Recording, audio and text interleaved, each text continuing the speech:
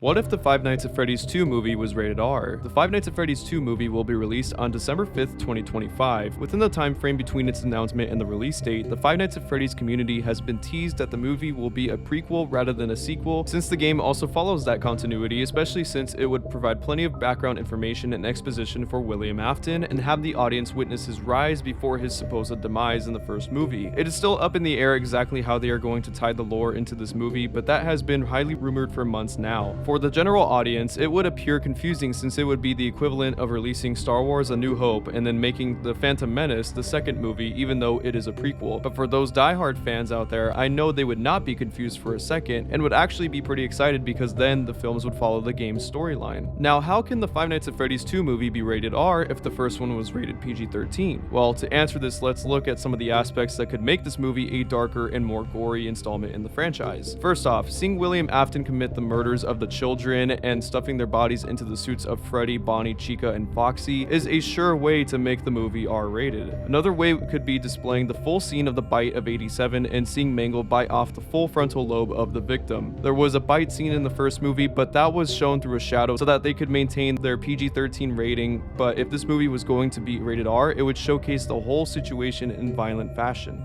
They of course could add their own little twists that would make the movie feel more suspenseful, scary, and violent compared to the first one, since horror sequels release-wise tend to be more bold in the content they include, which makes them end up being R-rated, such as The Grudge 3 and most notably Aliens vs Predator: Requiem. It is very possible for this movie to be rated R, however, the production team behind the movie more than likely wants to keep it PG-13 so that it could be more accessible to younger audiences in the theaters, which is understandable, but since most of the kids that grew up playing the original games are now adults, myself included, we want to see an R-rated Five Nights at Freddy's movie that is done with care and attention so that it may top the original movie. Now that we've seen potential ways for the Five Nights at Freddy's 2 movie to be rated R, let's take a look at why the first Five Nights at Freddy's game is the most realistic and suspenseful in the series, and what the Five Nights at Freddy's movie would have looked like if it were rated R.